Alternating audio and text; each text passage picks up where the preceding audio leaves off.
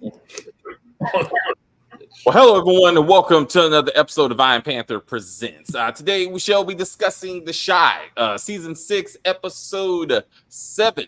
A very emotional episode, and overall very well done, I thought. But where do we want to start? Kim, what would you like to begin our discussion, please? Oh, let's see. I guess we could start at the beginning when Papa was just sitting there and he was just broken. Um, yeah, that was pretty sad. I mean, I had tears in my eyes just looking at him.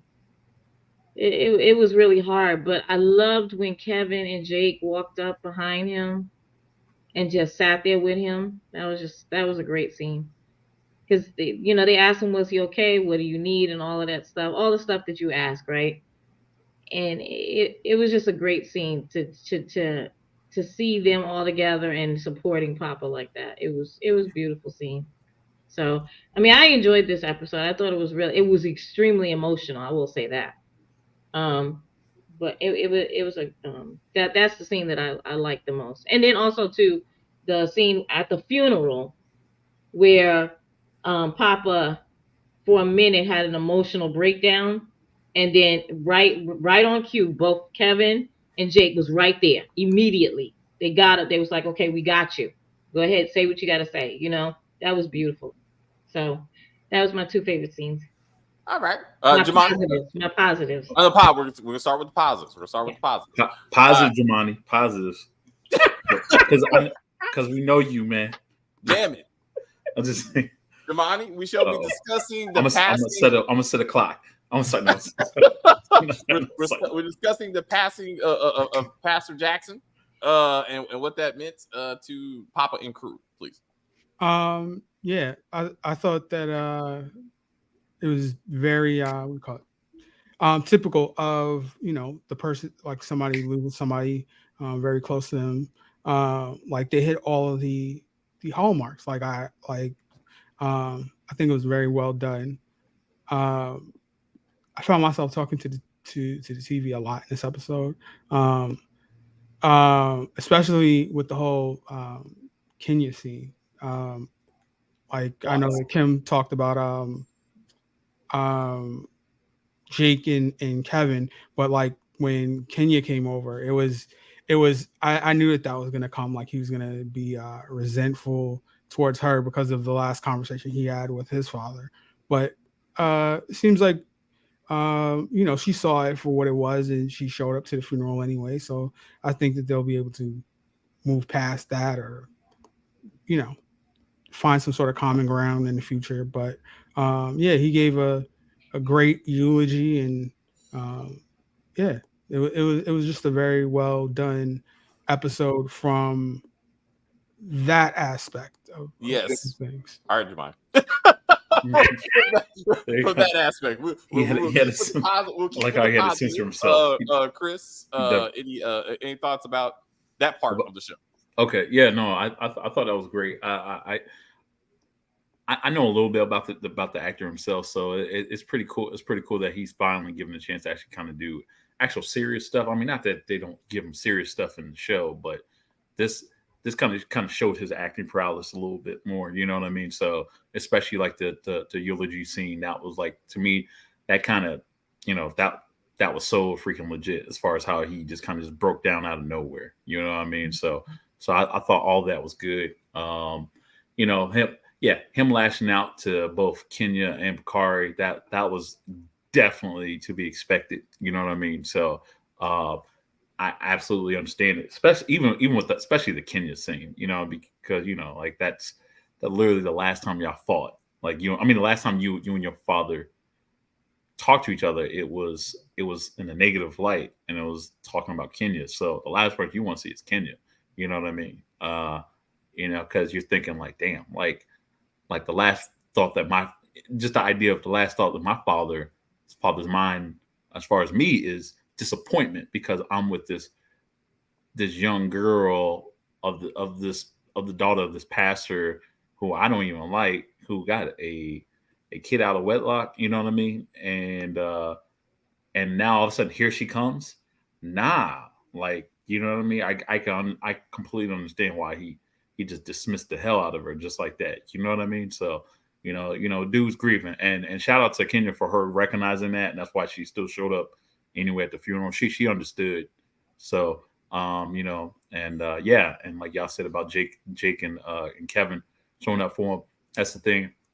Like, you never know what to say, really. You know what I mean? So obviously, Jake and Kevin definitely understand loss, like everyone else. Like when Reg passed away and how Jake was all screwed up. You know what I mean? And when Kevin discovered that his father died, you know what I mean? Even though I will say, and even though we saw more Braden was the one that was kind of more comforting to him. But obviously we don't have him. So, but yeah, overall, great job to Papa and his, and just the level of acting you see in this episode, I thought was highly shown here. So, as much as we make fun of the show, this is proof that these actors can actually act. So yeah. we're given some good material. Not to be redundant. I would say I thought the eulogy was going, and we discussed this last week. I thought that was going to be the moment where Papa was like, I got this, Dad. Like, I got the church. Like, what is Papa's future? He's the only character of the children that don't have a future. Like, like a defined, this is what I'm going to be doing, and it shouldn't be Smokey's. Like I thought he was going to be like, I got the church, Dad, or something like that. I thought, I thought would have been better. I mean, more to the situation, it would have been nice. I wanted more of the mom. I mean, since again, she really kind of got introduced this season. But to see how she and her child dealing with this, like, again, what does that look like? Like that sort of thing. She had like one line in this whole episode, I think. Hey man, are we on? Wait, you're not doing positive. No, I'm doing positive because I just want. I'm sorry. So I like Jamani / David. My fault. I like the speech probably Stephen there, but I wanted and Bakari feeling he was like my dad. Like he said that a couple of times. Yeah. He confronted Bakari. I wanted more of that. I wanted more of like, why are you here? You don't belong in this house. If you're kicking Kenya out, you kick Bakari out. Like Bakari represents everything that got your father killed. Like I would want it like that moment. And then Bakari trying to confront Anuk, and that goes to comment of Bakari was the star of this episode to me, but Papa did his thing too.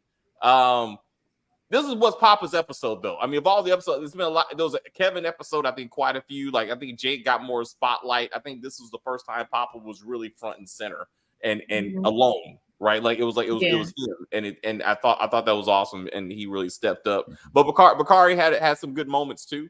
I thought about that too. Nuck is jealous of Zay. Okay, we'll get there. I was like, I think it's the other way around. I mean, I don't know about that.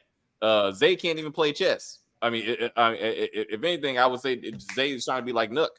But anyway, so next topic. Let's get, why did Keisha talk to Nook and Nook took out the pastor? Let's get into that. Let's get into Keisha. Who has thoughts? Well, Keisha doesn't know that Nook took out the pastor. She doesn't know that. No, she doesn't. She doesn't. But she does know that. Hold up. Okay, Chris. Okay, let's get into Keisha. Yo, you know what I've been saying about Keisha the last couple episodes. Like, how her character is just like kind of slipped for me in a way. And come on, man, like you want to talk to that dude? Like, you know what I mean? Like, now, okay. I understand on the surface why she would talk to Nut, because you're like, who's the one that's closest to like, to Duda in the sense of getting Emmett out. Okay. But you know what type of dude Nuck is, right? Like that's who you turn to. And I don't know. I just find it frustrating. I think that's going to probably do her in. I think because the next episode is called like, Who Shot You? That's the next episode, for the mid-season finale. And you see a whole bunch of people crying, mostly just Emmett and Kevin.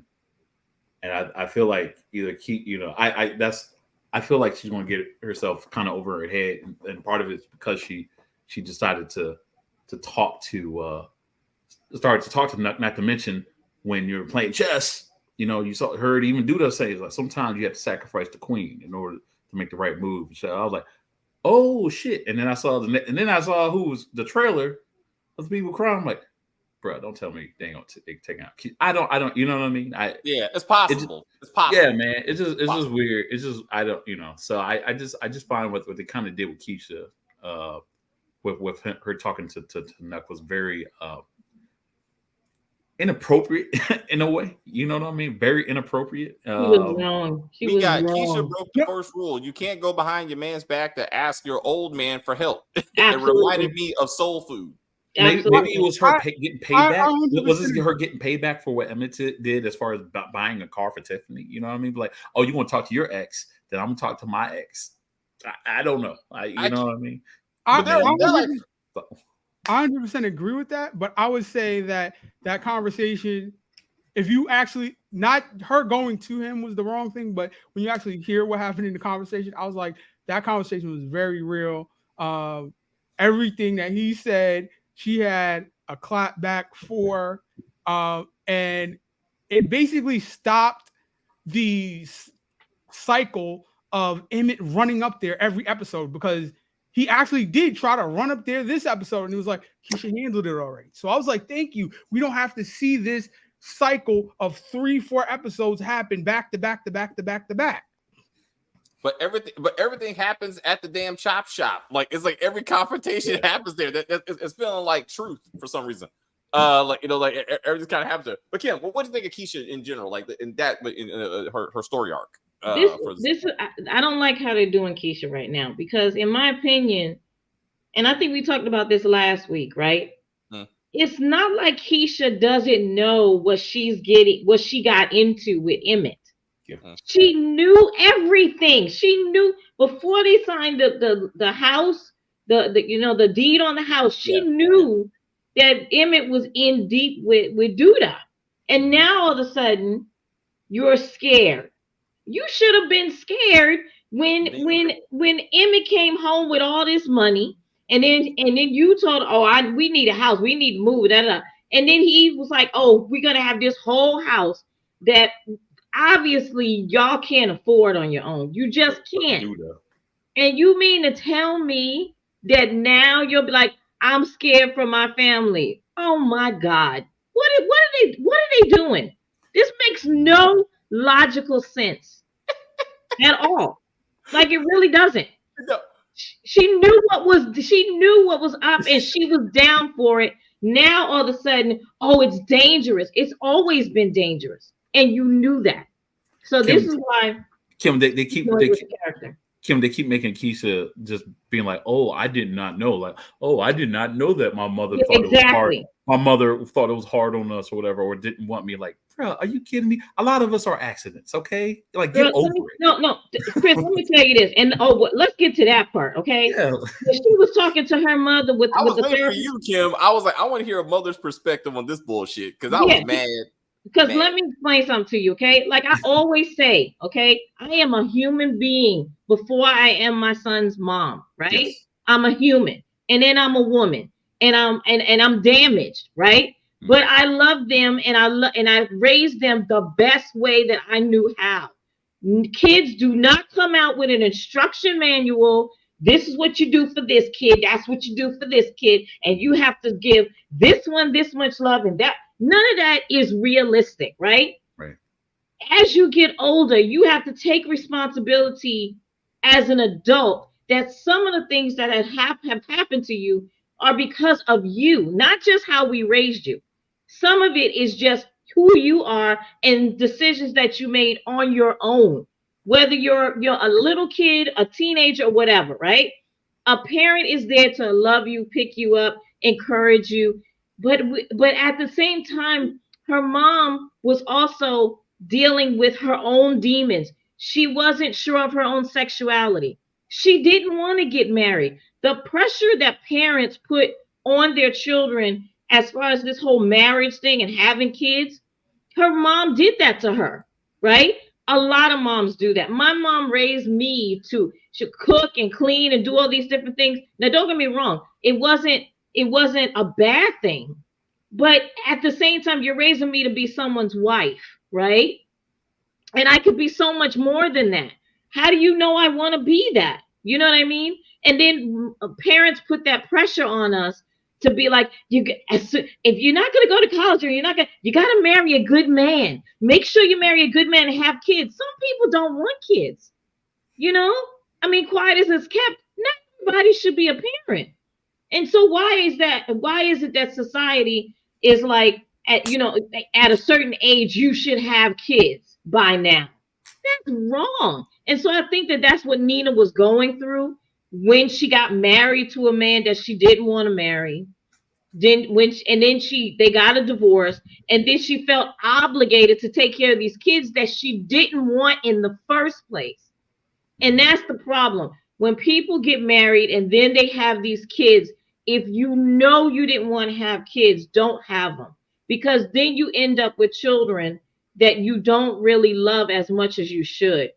You know what I'm saying? Like, you don't show them as much love as a wanted child. And so I understand the part of Keisha that's like I'm an obligation. Like, you didn't really want me, so basically I was just an obligation to you. And you know what? A little bit of that could be true, but she still took care of her and loved her and made her the person she is now. Because Keisha, right now, they're showing her weak. And that young lady, like a season or two ago, was not a weak person. She was, you know what I'm saying? Like, they were able to show that character had strength. She was tortured by that goddamn man.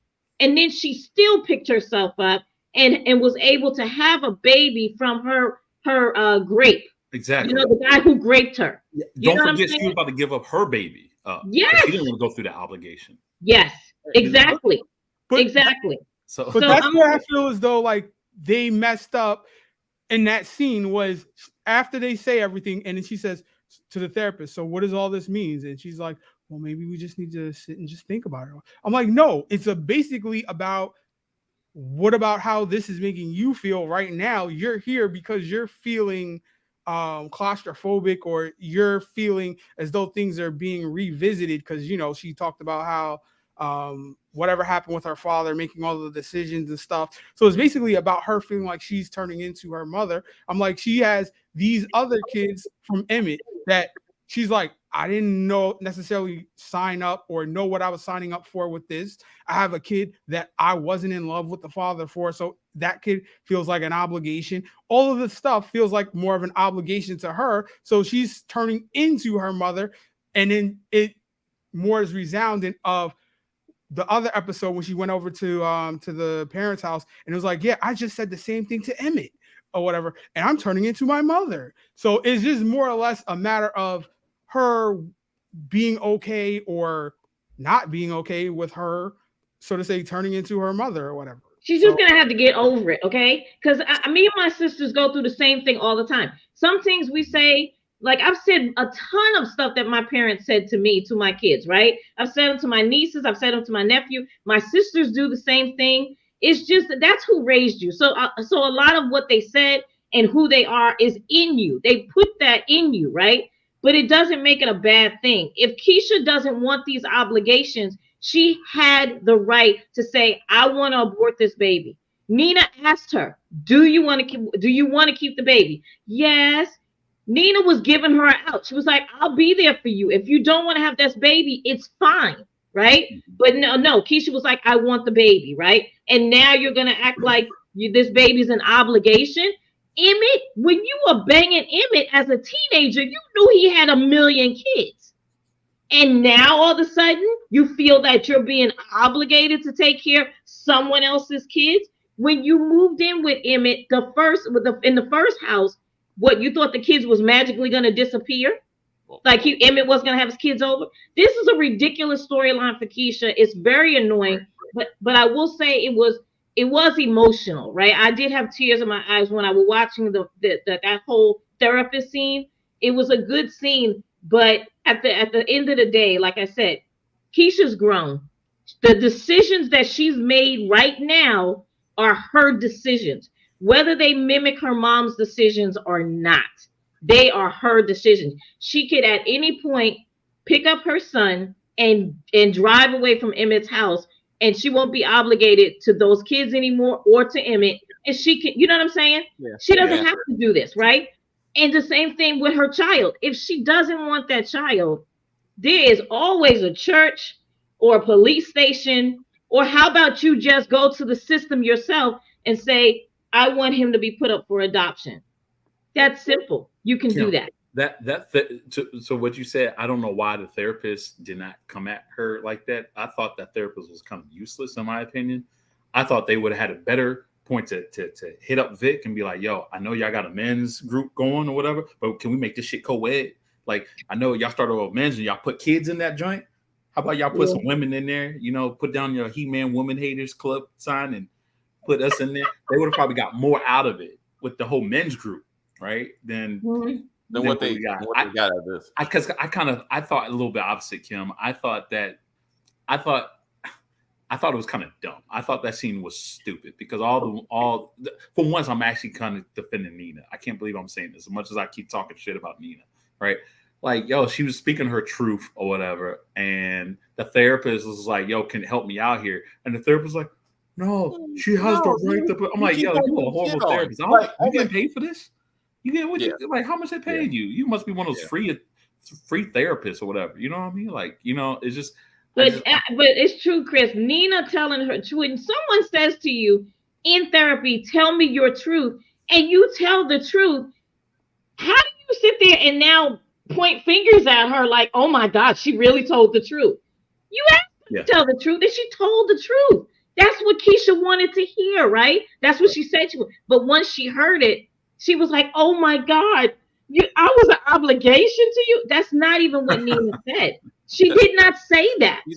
She did. I thought that was the easy child. I thought it was Kevin that was the obligation. The hard one? You know what I mean? But I mean, she was always a good mother. In fact, she was over a good mother. Like, she tried so hard to be in both of her children's lives. So like, I thought this was gonna be Keisha seeing Nina. Like, we're both the same. Like you said, she was a victim of sexual assault. She did not want Ronnie.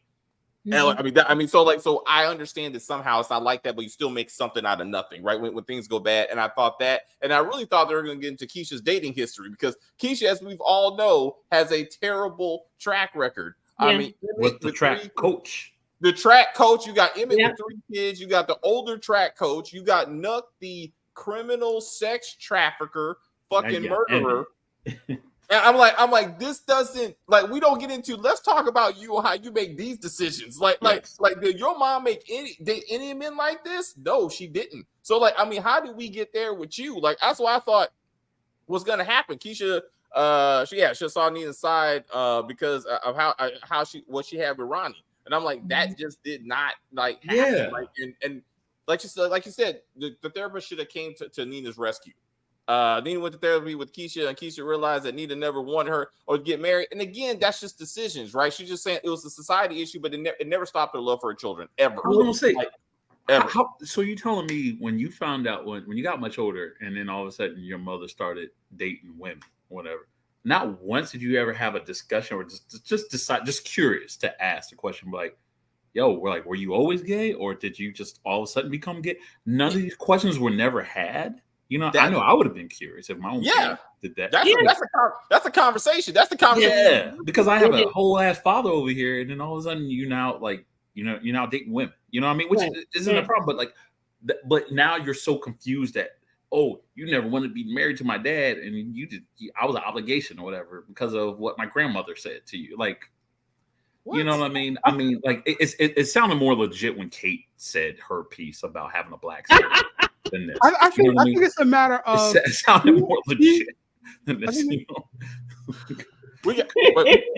The broken men conversation should have been how to get rid of Duda. So let's get into Duda and them, right? So why was he at the funeral? Because wasn't his ass. That's why wasn't his ass whooped? Because he knows these people are going to do nothing. Nothing. Not he went to them. Yo, everyone knew. They wanted this scene from Juice. They wanted Tupac hugging the mother. He saw Emmett and told Emmett, "I will murder you and I will show up to your funeral." He's to his funeral. His word. Why he showed up at the why do you think that was okay to go to the pastor's funeral? Because it wasn't like he just decided to stay along just to like start smirking in the back of the church. No, he showed up. He thought he was going to be welcome in his little white suit or whatever, and then quickly dismissed by the mother, or whatever. And then that was it. Like he looked shocked, like oh. No, I okay. thought what I thought was stupid was he said, "I didn't kill your husband," and she said, "I just hired people to do it." She says, "No, you hired somebody," and then he's like, "I don't have anything to say to respond to that." He said, "Damn, you're right." Walked away. I was like, because the killer was standing right behind Nook. I mean, standing right behind Duda, which was Nook, and then Nook, you saw the face that Nook had when Duda was leaving, and Nook was like, "Wait a minute, how?" You shouldn't even be there either. You actually killed the man. So we talked about this and how it didn't make any like whatever actor was in that suit was not Nook. Like in no way, shape, or form. It was one of those three. It was probably Zay. Maybe it was probably Zay. It should have been Zay. That makes more sense. Like body wise, it should have been Zay. So I don't know why they want to act like Nook did that. That was not Nook in that suit. Like that's ridiculous. But Victor is still snitching on himself. Just telling now he's telling Jake that he helped kill somebody. I don't want to hear this story anymore. I'm sorry. I don't want to hear Victor's story anymore. We've heard this same story 9 times already. Seriously. So when the cops finally come, they'll be like, I confessed several times. Just find somebody. And it's like, so you're an accomplice, right? So you're going to jail, right? Oh, no. I don't know, Kim. You know, I mean, Papa and Kevin don't know the story, so then the story needs to be totally. That is true. A few more times. That's true. It needs to be told a few more times. Emmett doesn't know. Somebody needs to capture it on a ring cam, right? And just broadcast. Hey, watch the tape. Yeah. Watch the tape. Hey, that's the viral video that need to have. They need to turn Victor into Trig and go after Duda. I hope Duda go after Fatima. I don't think they'll go after Fatima. But apparently, I guess Victor and Fatima moving forward. I guess. So I was like, that's a lot of unnecessary TV stuff. We need to get into this investigation though. Like, what does the FBI know? Like, why is the FBI or local law enforcement not looking into the death of a pastor who, by the way, was working for Duda, right? Like, if the FBI is truly looking into Duda and his malicious activities, you would think that they would be like, oh, let's see if maybe Duda has something to do with this man's murder. And we see nothing. We see absolutely nothing. Just the people want to have a vigil because, somebody died and they're just going to keep it moving. And I'm like, what? Like, what happened to this? What happened to law? No, I don't think they're gonna show. I didn't think they were gonna show the FBI this episode. I think this episode was more about grieving the pastor, and then they may show it like next episode or something like that. But I didn't think they were gonna show FBI this episode. If we're doing Keisha in therapy, we can do the cops. I feel like but local law enforcement, like when they come, like the body had to be found and.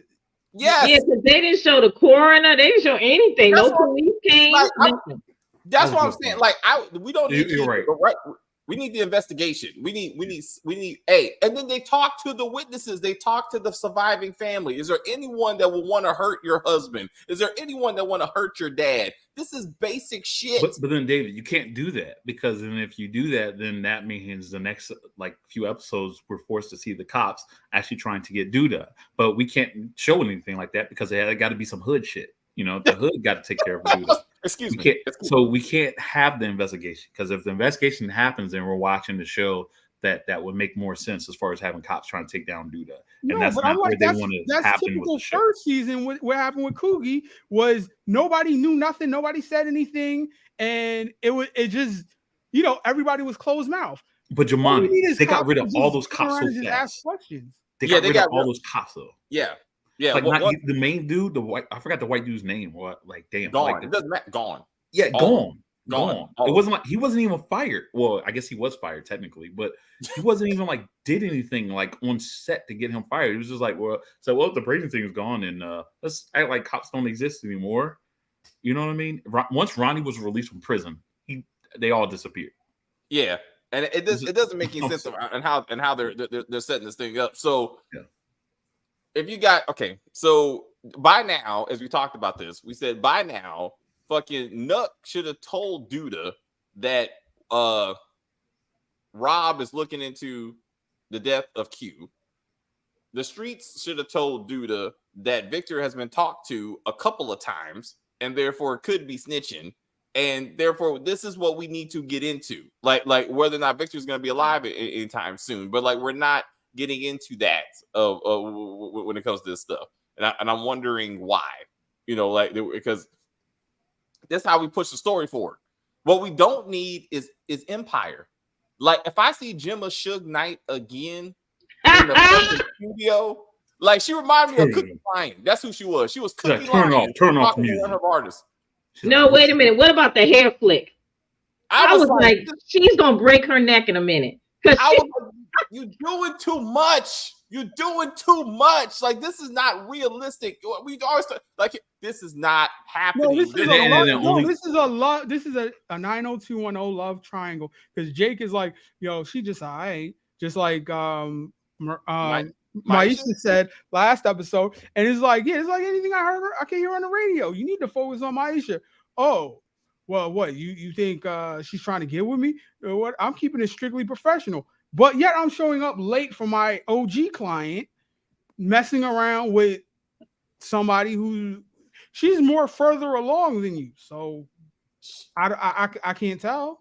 Gemma's about to spread them. Okay, let's just put that out there. It's a love triangle. It's about to be a spread. Okay, Jake knows it. Jake knows. In his gut, he knows. That's what I want to see. I want to see Bakari's sister. And then her stepmom is going to be like, I've been with women too. So it's okay. Her new stepmother can guide her through this journey. And you know who else can guide her? Nina. Because apparently Nina's like, I've always been gay. I just didn't have time to explore it. Like, Gemma, I want. No. She wasn't allowed to explore it because of what she was told she was supposed to do. That's what I'm saying. So when Gemma comes into her own, when she's like, I'm having sex with my artist, I want Jake and Maisha to be mad. I want both of them to come up with a plan to get rid of. Yeah. You know what? We're the only two that didn't hook up. How about we hook up now? Just right. And now Dre is gonna have all the lesbian friends that she needs. They're all connected. Come on, Chris. That's bring them all together. We just need to have the everyone graduation order. Kim, that's essentially what they've been doing with all these characters. Like, everyone hooking up with everybody. That's true. Drea, Gemma, and new girl, Bakari's sister. They're gonna have their own lesbian group. What's her name? What's the sister's name? Brittany. That's Brittany. Is it Brittany? Yeah, they're gonna have their own females group because Dre doesn't have any lesbian friends. So now that's true. She's a kid though, but that is true. And I don't know. I kind of want to get back to that. So wait a minute. So y'all think Rob killed like Victor after he told the truth about Uncle Q? Yes, no. I think Rob is probably not going to make it through the season. That's what you're asking. I think once. No. He's asking if Rob will kill Vic. Oh, excuse me. Yeah. What now? No. You think so? No. We'll kill Vic. Excuse me. Yeah, you're right. So what do you think? No, I don't think he's gonna kill Vic because Vic told him. Yeah. Well, yeah, sure. And then if you look at the trailer, I feel like they're doing what they did last time with like the whole dude thing, like who shot. You know what I mean? It's like.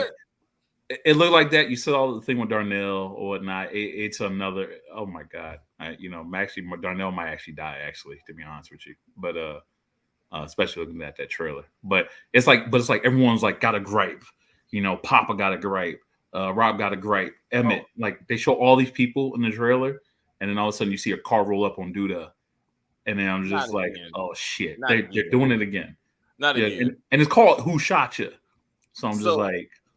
That's a bit on the nose. But did the realtor's boyfriend snitch to the feds? I thought it was going to be the man, the campaign manager, or the boyfriend. But again, the FBI is not really there as much as they should be. I want to talk about real quick. So I want to get into how they're portraying straight black women being desperate or just making bad decisions. So we got three of them. Right. So we got Shad. Right. Shad is discovered having guns in this woman's house, in Deja's house. Deja says, get rid of him. If you do this one more time, you're out. No, he's out. Like, why the fuck are you still with this dude? Like, what the hell? This is desperate. No. Wait, before you leave that subject, right? All right. She says, is there anything else you're not telling me? Right? He's like, no. He doesn't even bat or not. He doesn't even think, oh, I slept with that other girl. But no. Illegal over every day and night. No. Yeah, that's illegal guns in the house, right? Is not on the same level as I had sex with another woman before I got with you. Like, he was with her. All right. So, like, yeah, the illegal guns in the house is a little bit much more important than the cheating. But I know, but I'm saying that him saying there's nothing else I'm hiding from you, that is going to be the thing that comes back and bites him in the ass. So, I'm like, what is wrong? Why do they portray these women like this? Then you got Lene. No, David. That's actually, women do that. Realistic. I'll give you one more chance. Yes, because we're stupid like that. Yes. I'm saying, I understand. I'm like, sorry, it's true. No, it is, but not for her character. Like her character, everything we saw from her, and even her interaction with her family and whatnot, show that she is not that character. So you have these characters, right? And you make all these female characters look very extremely strong, and then you're like, nope, never mind, they're weak. Like, to your point, Kim, the ones that who be doing this shit, you can spot them a mile away. You can spot those type of women, going with those type of men a mile away. You think that, but I know that. I know there's something for that one dude. That one dude is that. Zamani, I know there's certain circumstances where that happens, but I'm saying the vast majority of the time, so whatever. You know what I mean? Like that's not the case. You know what I mean? The vast majority of the time, so the women who already kind of make the great decisions throughout their entire lives or whatnot, and has a certain presence and aura or whatnot, they don't do that, right? Yes, so they then do. when you have a character like Deja, there's a lot more women that do that than you think. That Shad was there, definitely he'd have been going. But he's already been there for so many months that it's like, all right, I'll give you this one last chance. That's because her feelings are now really, really involved. He's living with her. She's in love. She's basically in love with him now, right? And that's what changes her character, because in the beginning, when we first met her, she wasn't in love with Rashad. She was just like, this is a project. I can change him, which a lot of women think they can change a man. A man cannot be changed unless they want to change, right? And so he's her project. And so now her project is letting her down, right? But one, remember, there's going to be like, her girlfriends are going to be like, I don't know why didn't you put him out a long time ago? What's wrong with you? She's got to deal with that kind of stuff, right? Her parents, she got to deal with that. So she's got to give it one more shot before she has to put herself out there and be like, all of y'all were right. Rashad was fucked up, and I stayed with him anyway. But and now go ahead, people, go at me. But to David's point, though, like you present these women as of like a certain way anyway, right? Like, why not present, why not already kind of present them like that in the beginning? You know what I mean? If that's the case, it's just like, you know what I mean? It's like, it's clear that the writers want us to root for these women. And then they do some shit like that. I'm not denying. Here's the deal, Kim. These writers aren't that smart to just be like, well, realistically, women are like, they're not thinking like that. No, they are. These are women in their minds. But a lot of these are women writers. That's yeah, and they already. You gotta look at like Gina's character. She's winning right now. But you got, so I'm saying, but you got, if you look at, the reason I bring it up in this particular episode, because you got Keisha. Yep. Keisha, who after all the bullshit that Emma has put her through, right, with dude and everything, after almost screaming at her at the funeral, like, what you not gonna do after discovering that she don't want a controlling man, she's still with him. Then we got Deja and guns, illegal guns in her house. Yep. Then you got Lene. Lene just got stopped by the cops. Her man just got arrested for this shit, and now she's like, "You can bring guns into my mama's house, to my adopted mom's house."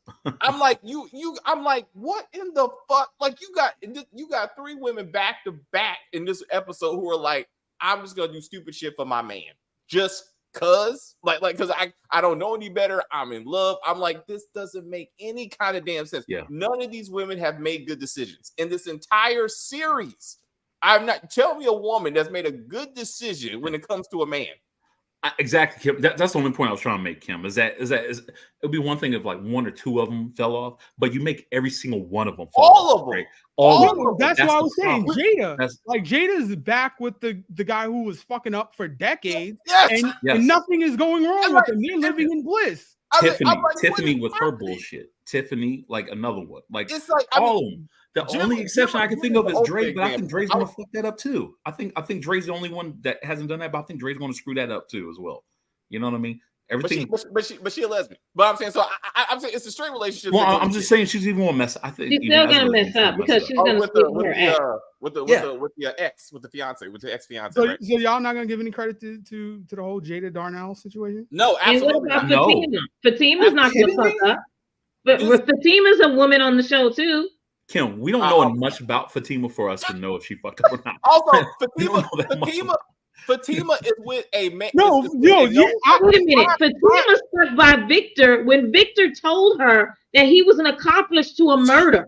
No, that's the bad decision because she said, exactly. Why didn't you tell me from the beginning so that I could be a part of said exactly and knowing? And Fatima's a hypocrite. Fatima's a hypocrite as well. Just continue to make bad decisions when it comes to these men. It's just facts. I mean, I don't. Do y'all think that?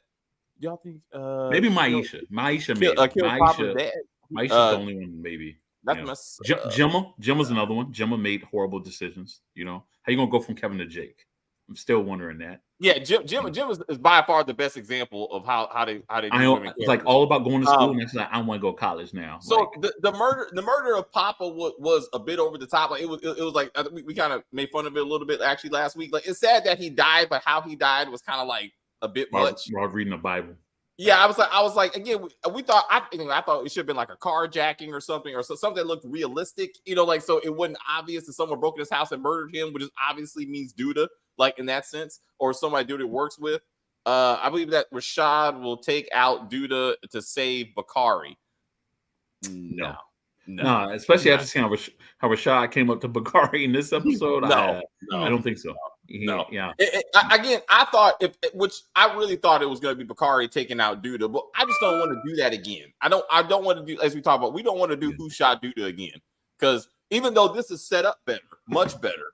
Next one's called Who Shot You. All right, it's called. So somebody's getting shot. It's a mid-season finale. Mid-season finale. Oh, I will say this, yo. Let me say this one thing, Kim. You were talking about how that one scene made you cry. The one thing that kind of made me kind of wet behind the eyes a little bit was that quick. It wasn't a very long scene, but it was Darnell and Emmett, right? When here was Emmett being so freaking vulnerable. Yeah, he's like, yo, I owe him a lot of money, right? That was, and then like Darnell was like, it's okay, like that one. I was like, yo, I felt that so hard when he was like, yo, it's how much do you need? You know, like how much is it? And then he's like, man, I don't know, man, a lot, I don't know. And then Darnell was just like, yo, just figure it out, and then we'll come up with something. I thought that was the most wholesome parent and child scene I've ever watched on The Chi, in my opinion.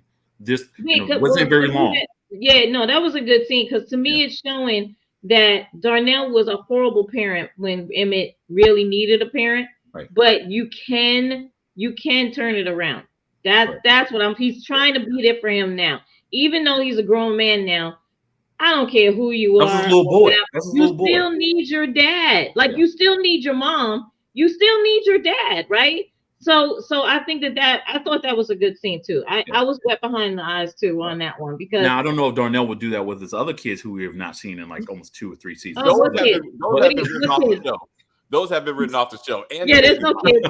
Like Emmett's the only child. He's the only child. He's the only child now. All of a sudden, I was like, God damn it, these writers. But I was like, damn it. I was like, I know. EJ. I was like, EJ's the only child too.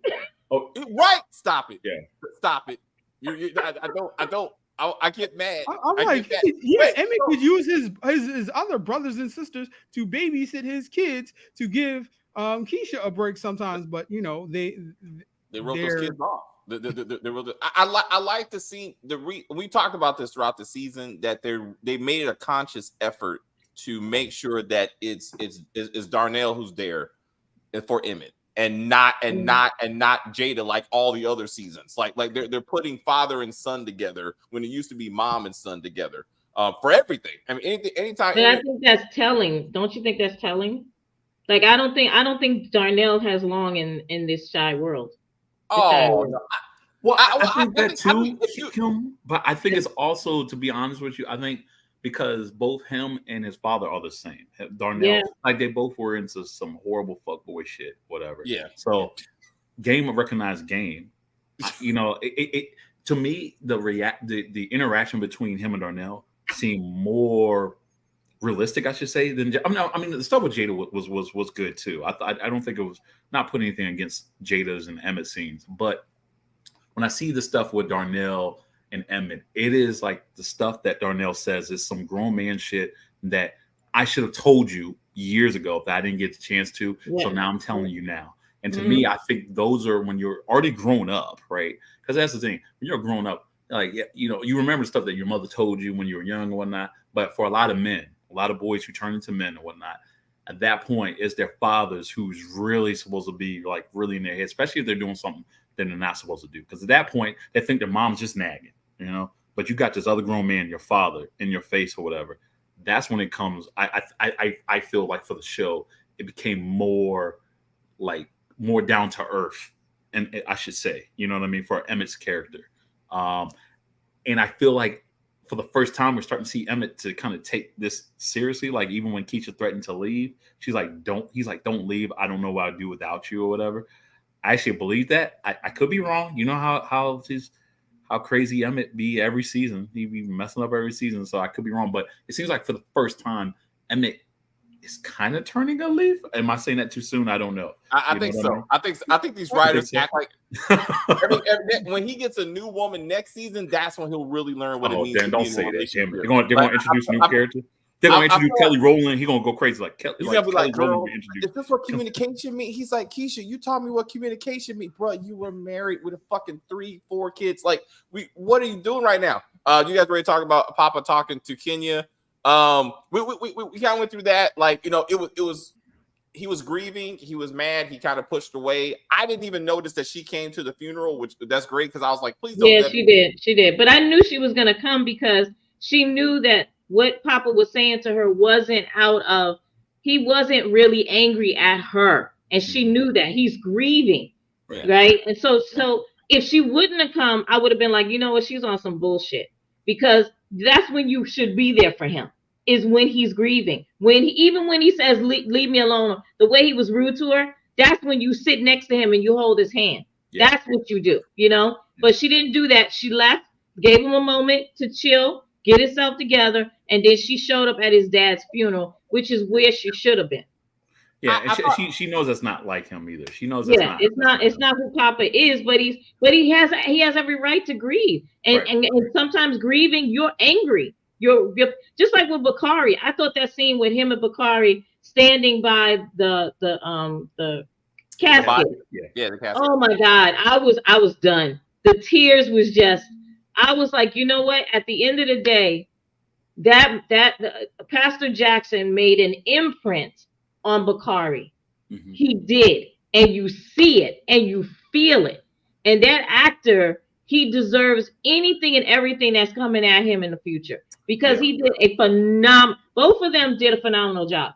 But I'm just saying, because we know Papa's a great actor, but Bakari, because he's been kind of in the back scenes, not really out front, he did a fabulous job. Especially how he came up with Nuck. Do you see how he came out with Nuck? He's like, man, it's like you told me, like, you ain't gonna mess with him. Like you said, I almost kind of got watery eyes too, because I was like, damn, like Bakari is like hurt, like he's willing to hurt, like get himself hurt. Killed. Yeah, he's willing to know, like he's not even realizing he's gonna die for this stranger who adopted him, essentially. Yeah, you know what I mean? I was like, damn. Yeah. I was like, damn, he really, like, he was like, yo, like, why'd you have to come after him? Like, I thought that was strong, and I like you said, the actor. I hope he gets his flowers after this. You know what I mean? So me too. You know. Yeah. It was. Again, he did. He got another job on Force. Filling up. I don't think it's going to be as impactful. He's not talking on Force. I'm about to say, he's busy filling out condoms. He's filling out condoms. Like he talked in Force. It was Nuck who had no lines. I'm like, what is happening? Dave, to your point, he talk more. I made a mistake, and I should have watched The Shy after Force, because I watched Force after that. I was like, damn, Bakari, like this, like I just saw you grieving, and I'm watching you filling out condoms. So I'm like, all right, yeah, get it in, yeah. All right, nigga. I'm like, bro, it's like, damn. no, what are we doing? But again, what he did to Lene, I mean, he's feeling like we did to Lene. Like, why did he go to his sister and be like, hey, could you hold these for me, since she's about that life? Like, no, because she said she doesn't even have a place to live. I was about to say she don't have a place to stay. Remember? What I'm like, why are these guns just? I've seen so many. This is The Shot, right? You have abandoned buildings. You like, there's so many places people can hide stuff in, and he's saying it's short term. It really is not short term. If you like, who knows the actual logic of why they're hiding these guns and how long they need to be hidden? Because obviously it's not short term, like he's trying to convince people of, and he needs to just like, you could buy a storage locker, like exactly. All this storyline, Jamani. This storyline makes no goddamn sense because it's not. It's no common sense to this storyline. It's just none. And like you said with the money, like it's not that hard, especially money when you got legit businesses you can put it in, and we still don't know who he bought the guns from and why, who he's trying to sell the guns to, like what these guns even mean. It's like, what is your criminal operation, please? Like, so we can be like, oh, it doesn't make any fucking sense. Like, who's the worst parent, Kate or Darnell? Kate. I'm gonna say Kate. Like, I'm gonna say Kate. I'm gonna say Kate for sure. Definitely. Huh? Yeah. I said without question. That's not hard. Well, anyway, so we got a better question up here, kind of a who's gonna do it? Who's gonna be the one to really kill Duda? We're gonna do this again. Rob has the best one, but Rob ain't about Rob. Rob is kind of I hate to say he's kind of a side character. I don't think. Yeah. I don't think that's gonna happen. It's gonna be Alicia. I'm thinking they're gonna surprise us and have Alicia do it, because Rob is not gonna be able to do it, or Rob is gonna get killed, and then Alicia's gonna be like, you know what, I gotta do it myself. I don't think to your point, I can see them doing something with Aisha or whatever, but at the same time, I also think it would be stupid in the sense of like, we barely even seen this girl like this season, like you know what I mean, and then she's one. I'm not putting it past them, like they probably will. Because that's, you know, I mean, because everyone's trying to chase the Wire thing, the whole shocking murders or whatever, right? Everyone's trying to be like the Wire now, right? But it's like Papa with the assistance of Bakari. That's what I want. I want because Bakari tried. That would be boss. If Bakari, I think that would be boss. What about if Papa kills Duda, but Bakari takes the rap? See, that implies there's law enforcement. And no! I just remember the trailer. They will be fine. They will be fine. Like Bakari, as he pointed out in this episode, Bakari murdered a man in broad daylight next to a witness, and he's living with Papa's family because nobody gives a fuck. Like he can murder, but yet he can't drive dirty. I'm gonna say that's what gets him caught. That's what gets him caught. But yeah, I mean, whoever kills Dude is just gonna walk away from it. But it needs to be Papa. I think. I'm like, Mayor Marcus is gonna insure it. Also true. Yeah. I mean, until he gets shot, locked up for trying to have sex with his new maybe wife. I don't fucking know what's going on with that. I think Darnell or Keisha. I think Darnell, because Darnell's dealing with the whole thing with his son. Not to mention the stuff he says in the trailer, like, I could do this for you if you want. Like, you know, take care of this Duda situation. You know what I mean? And then Keisha, we're finding out all these things about Keisha now. All of a sudden, I'm like, oh, we knowing too much. And then the whole queen thing, the whole playing chess thing, and the whole sacrificing your queen or whatnot. I'm telling I feel like I understand why you said that, Kim, about why Aisha would why other girl was going to do it. But Alicia, the mom. Alicia, sorry, Alicia. No, I think it will be Keisha. I feel like Keisha's going to be the surprise in a way. I think it's going to be what was Vic Mensa's character, the brother? I think Lene gets caught, and he pleads his case to the brother. Like, I had to do something. They were, all of this type of stuff. They killed the stepfather. I think he will then step to Duda and kill Duda. Well, who is this? Jamal. Lene's Big Menza. What? No, he's too. No, he's so insignificant to this thing. Yeah, it would have to be someone kind of prevalent. Yeah, to kill. But to Kill's point, I'm like, he's more significant than I would say Alicia is. I'm like, they're just playing. No, really? No. We've seen him way more than we've seen her. That's not significant. That's more camera time, but that's not more significant. Exactly. Kim's prediction makes more sense in a way. Yeah, Alicia has a much more powerful storyline, more relevant storyline. It's her brother. Right. It's her brother. Yeah, but we saw that last time. It was her son. What, Tracy? You talking about Tracy? Yeah, when Braden got killed and she shot Duda because that was her son. Yeah, so I'm like, we're just gonna be repeating it. Another family member, as opposed to this time is gonna be you got my my sister locked up, or you got her kicked out of Nina and Dre's house, or whatever the case may be, and he comes and does it, on behalf of the community. No, that's Bakari. Yeah. Then he would kill Bakari. I mean, is what you're saying, because Bakari's the one doing all this shit to Lene. I think he's more sympathetic to Bakari because he sees that he's just a soldier. I mean, so I think that'd be more Bakari. I think that'd be more Bakari's ending. And after this episode, I would like to see if someone's gonna die, it would be Bakari. Is Bakari dying to maybe save Papa? Papa goes to try to kill Duda.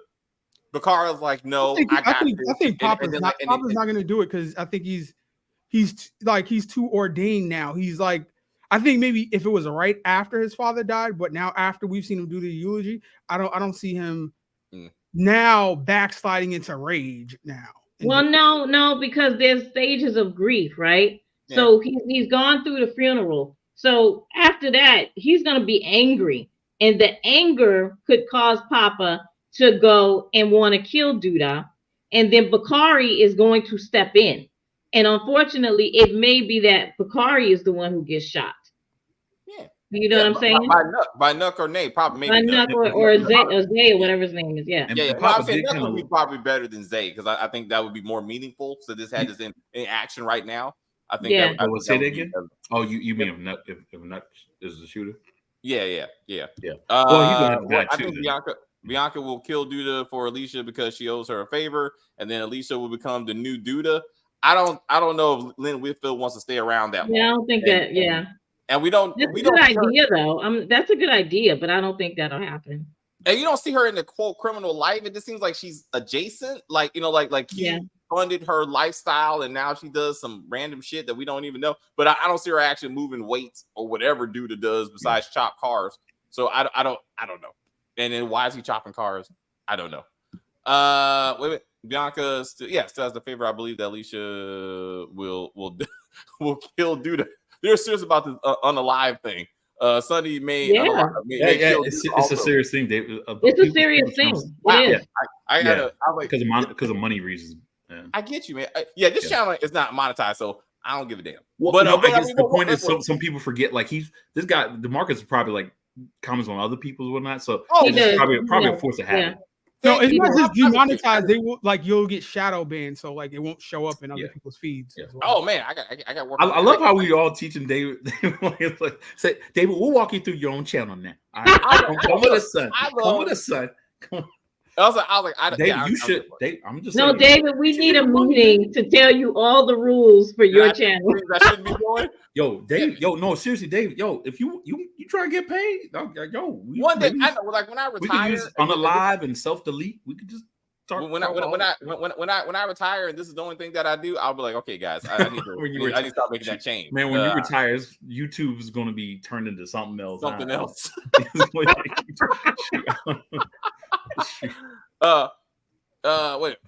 Why Nate let Bakari hide those weapons in her closet? Doesn't she remember that she went through his things? Yeah, and they made him move out. Oh, I forgot. That happened. Does she remember that she went through his things and that made him move out? Oh, because she found a gun, right? Wasn't it because she found a gun or something When did this happen? Didn't she have him like sleeping on the floor in her house or something? Yeah. Because he was homeless. Like he was homeless for a while. So he stayed with. Yeah, that's right. It was because of a gun. Oh, yeah, she found a gun. Yeah, that makes her move even more. Like the point, it makes it even more stupid. Like this. Yeah. Damn it. Like, this that shit we were talking about. I understand there are some women like this, but you won't make every single one of them. That's why he didn't want to tell her what was in the bag. Yeah, he was like, "Baby, last time this happened, But like, when is Nina and Dre gonna find? Well, Nina, because she's more the parent, really. I mean, when is Nina gonna find the guns? But what is happening with my kind of daughter? No, she adopted her. That is her daughter. Right. Not her kind of daughter. It is her daughter. It is her daughter. Yes. Emmett is now Brandon, like Braden. He's I love you like a big brother. I was wondering if they're gonna bring up Braden. I was wondering if they're gonna bring up Braden's name, and part of me knew that they weren't gonna bring his name up. But then like even when they were going through that long speech, like saying we've been through a lot to each other, I'm like, yeah, like Braden was homies. Braden was homies to both of y'all. He was like the big brother to both. Like, I was like, dang. They don't remember going to his funeral because of Duda. Like this is where you go, Emmett. The reason why Duda's a problem because the last time we were here because Brandon was dead. Like this ain't the first time. This is why this makes no sense because Brandon was Emmett's best friend. Yes. And Duda, he knows Duda killed him. So why would you go into business with the man who killed your best friend? This makes no sense. No, they killed him over the food truck. And now so I'm like, this is just basically, okay, we wiped the slate clean. So now we're bringing that storyline back. Yes. To finish it.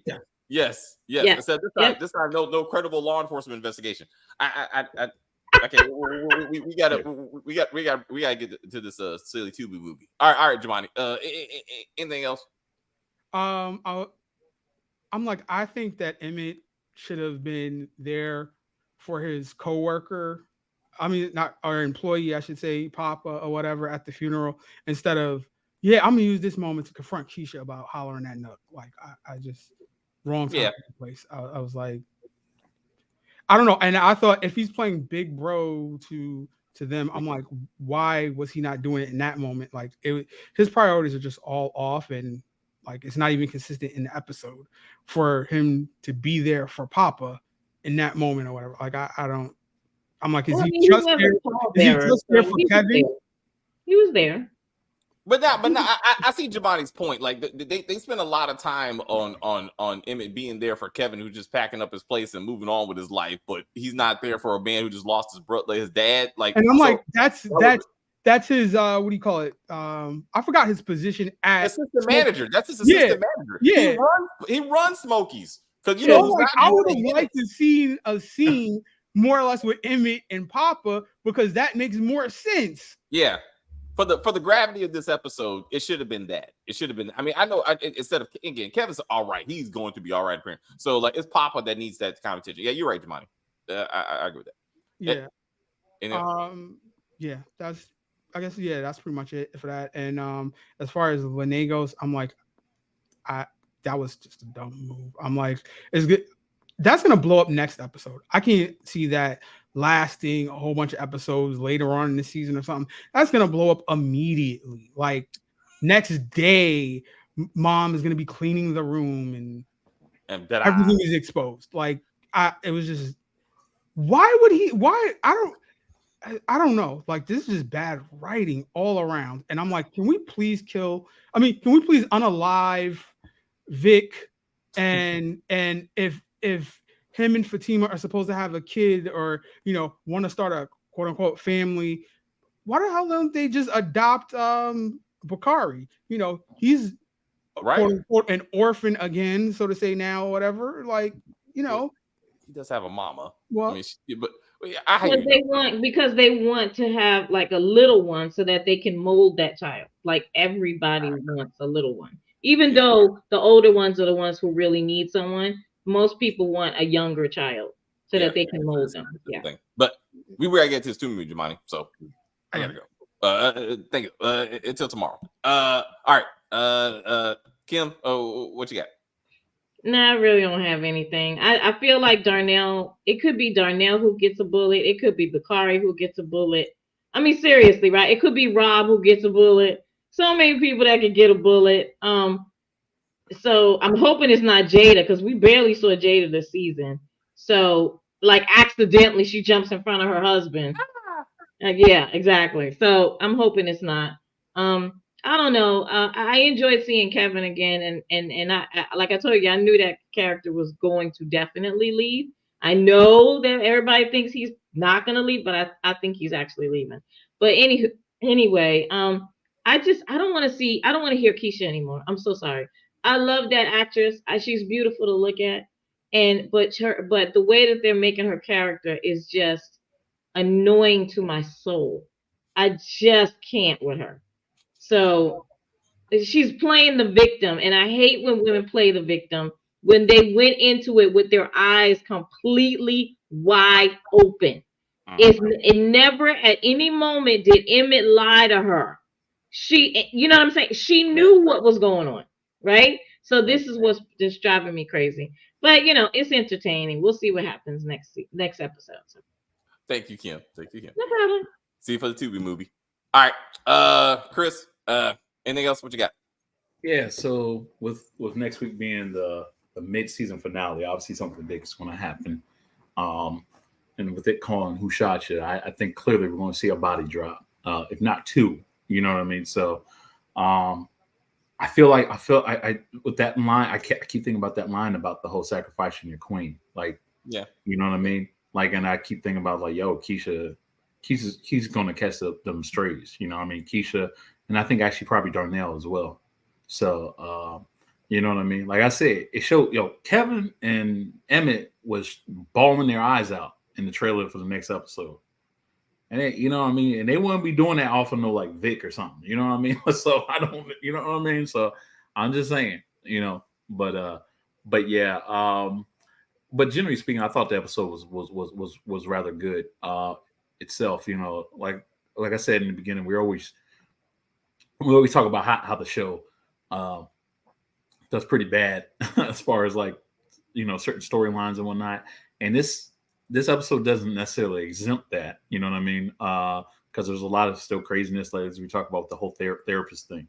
But generally speaking, I thought it was a really good episode, and I just want them to kind of do more stuff like this, kind of like play with the acting prowess of with a lot of these actors, especially with these young actors now that they're no longer kids anymore, they're more adults, you know what I mean? Let them kind of spread their wings a little bit. So. But yeah, we'll see what happens next week. This season, mid-season finale. So again, Who Shot You? I wish they changed the title because it's like y'all just calling it it's like spoiler galore with the title itself. So anyway, yeah, that's it. Thanks, Chris. Until next time. Thank you everyone for hanging out with us. I thought for Keisha, I thought the funniest things when she said, Emmett, if you die, what I'm going to do with these kids? I was like, kids, plural. For one, Ronnie is not Emmett's kid, and all the other three of his kids have baby mamas. So really, you just got to figure out how we do with your own child. So I don't know what these kids are. Also, they don't talk about his two older kids, which I always bring up. That kind of irritates me. But anyway, thank you guys very much for watching. Tomorrow, we're going to have a new intro and a new outro.